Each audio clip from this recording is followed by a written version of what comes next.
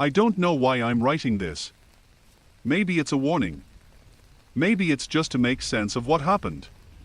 Maybe it's because I don't want to be the only one who remembers, but the truth is, I don't think I have much time left. It started with the river. I grew up in a town so small that if you blinked while driving through, you'd miss it. A place where the biggest attraction was the old paper mill that shut down years ago and the lazy stretch of black water that cut through the woods like a wound that never healed. The river had a name once, but nobody used it. People just called it the river, like it was the only one that ever mattered. I never gave it much thought. Sure, there were stories, there are always stories. Fishermen talked about boats that went out and never came back, about bodies that surfaced weeks or even years after they went missing, their skin bloated and peeled, their eyes gone. Old folks whispered about voices at night, calling from the water, about things that weren't fish lurking in the deep, but I didn't believe in ghost stories. Not then, not until the night it took everything from me. It was late September, one of those nights where the air is just starting to bite, the trees turning the color of dried blood. My best friend Danny and I were drinking by the riverbank, laughing about some nonsense, the way you do when you're young and stupid and think you have all the time in the world. Then we saw the boat. It was drifting with the current, slow and silent, like it had been set loose upstream with no one inside. A small thing, made of wood, rocking gently in the black water. Danny whistled. Where do you think it came from? I shrugged. Some idiot probably left it untied. But there was something strange about it. The way it moved, it wasn't aimless. It was deliberate, like it was looking for something. Or someone. Then it stopped. Right in front of us. Danny laughed, stepping closer. You see that? Like it wants us to take a ride. The hairs on my arms stood up. Something about the whole thing felt wrong. Leave it, man. Let's go. But Danny wasn't listening. He stepped into the boat, grinning like a fool. Come on, just a quick ride, and then the water grabbed him. It happened so fast. 1 second, he was laughing. The next, something dark shot up from beneath the boat, long, thin, wrong. It wrapped around his ankle and pulled. Danny screamed. He clawed at the wooden edge, his fingers scraping, his eyes wide with fear. Help! Help!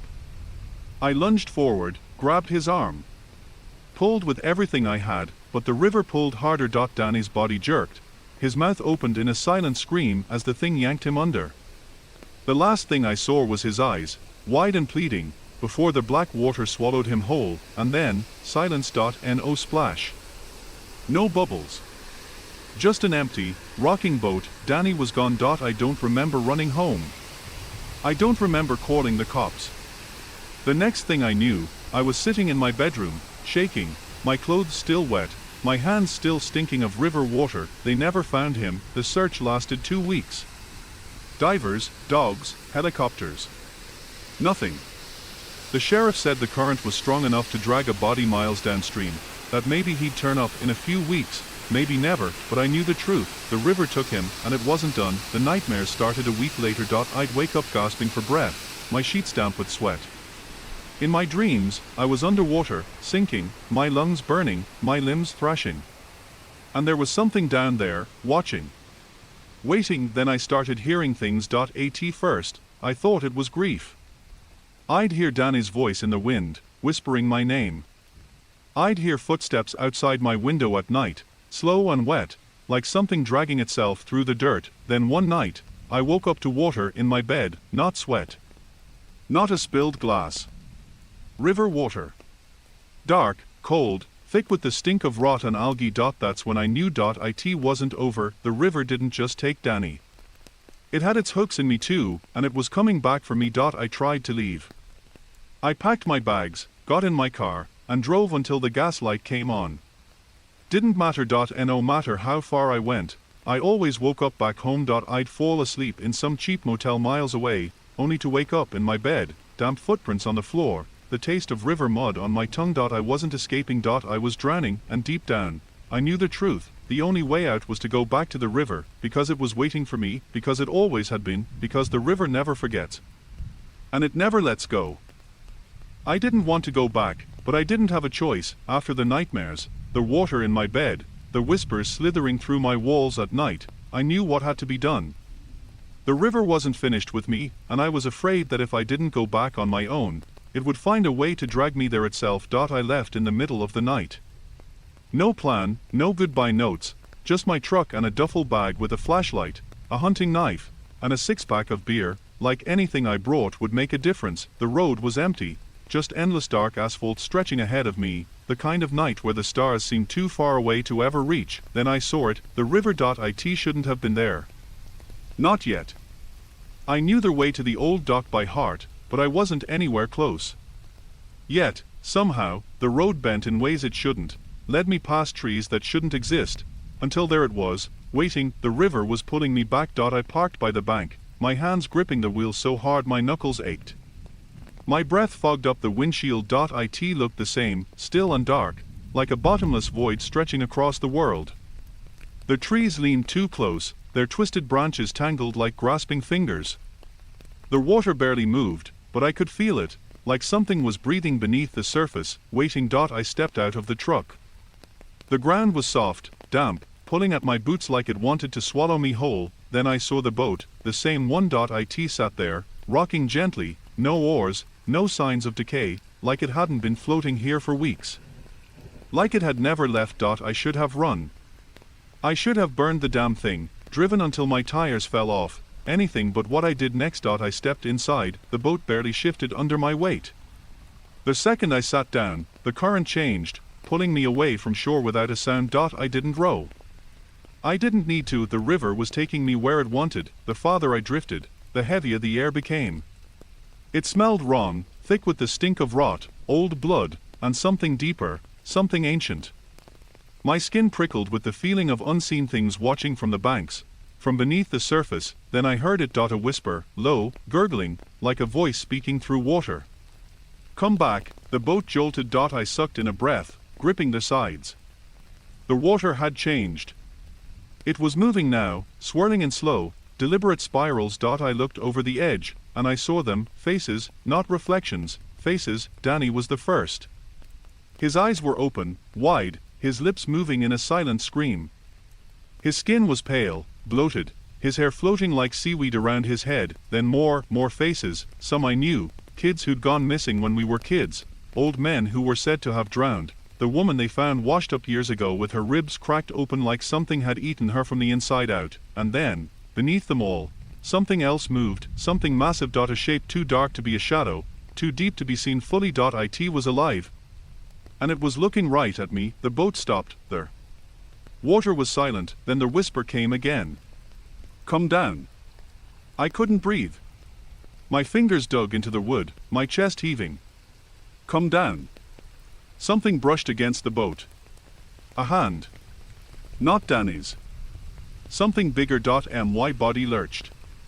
My arms and legs locked, every instinct screaming at me to run, to jump, to fight, but I couldn't move. Then, a splash, not from me, from it. A hand shot up from the water, grabbing my ankle, thin, impossibly long fingers, stretching too far, curling too tight.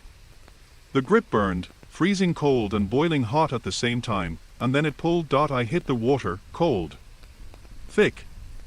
Wrong. It filled my mouth, my nose, my lungs. I kicked, I thrashed, but something was dragging me down. The faces surrounded me, eyes locked onto mine, their mouths opening in silent warnings. And then I saw it, the thing in the depths. It wasn't a man, wasn't an animal. It wasn't anything I could understand.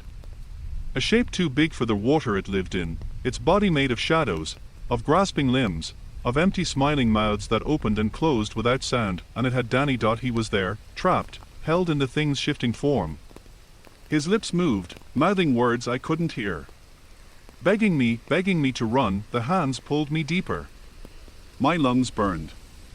My vision blurred. Then, I saw something else. A door, not a real door, something older, jagged, made of bones, stitched together by something that didn't need hands to work, and behind it, the truth. I wasn't supposed to see it. I wasn't supposed to be here. The thing knew, and in that moment, it decided something. I wouldn't die yet. I would suffer first. I would remember, and I would bring others back. I woke up on the shore, coughing up black water, my body shaking. The boat was gone. The river was still, but I knew I hadn't escaped, because the whisper was still in my head, and because something was still holding my ankle, not physically, there was nothing there. But I could feel it, an invisible grip, a cold reminder that I belonged to the river now, and it would call me back, soon. I'd been trying to outrun it, trying to pretend like I'm free, like what happened in that boat was just some nightmare, some hallucination brought on by grief, but every day it gets harder, the water is in me now. I can feel it, deep down, like a pulse, like a presence, like something that's part of my bones, my blood. I've tried to tell people. Tried to warn them. But nobody listens, how could they? What I'm telling them, what I've seen, doesn't make sense. They don't know what it's like to be touched by something that isn't human, to have it crawl inside your skin, dragging you to places you shouldn't know about, showing you things that should never be seen. No one would believe me, but the worst part is that I don't want to escape anymore. I didn't realize it at first. I thought it was just the fear, the exhaustion of dealing with something I couldn't explain. But then I saw the changes. I stopped feeling hungry. I stopped feeling tired. I stopped feeling anything. There were times I'd wake up, and the first thing that hit me was the sound of the river. That low, relentless whisper, and I would know, instinctively, that it was calling me. Every night, I'd dream about the faces. They would follow me in my sleep, mouths stretching in unnatural ways, calling my name, whispering warnings. But I didn't care, because it didn't matter, nothing mattered, and when I woke up, I could hear it, the river was still there, tugging at my thoughts. No matter where I went, it was always waiting. It was alive in me. I went back to the river. I didn't mean to. But I couldn't stop myself. I parked my truck where the road met the water, the same spot as before, and I stood there for a moment, just staring at the dark, endless expanse, and I felt it, the pull. It was like an invisible hand gripping my chest, squeezing tight, urging me to step closer, to let it take me. I walked to the edge, barefoot, the ground soft and cool beneath my feet. The water lapped at the shore, slow and steady. And in the distance, I saw the boat. It wasn't the same boat. It was older, more worn down. But it was waiting.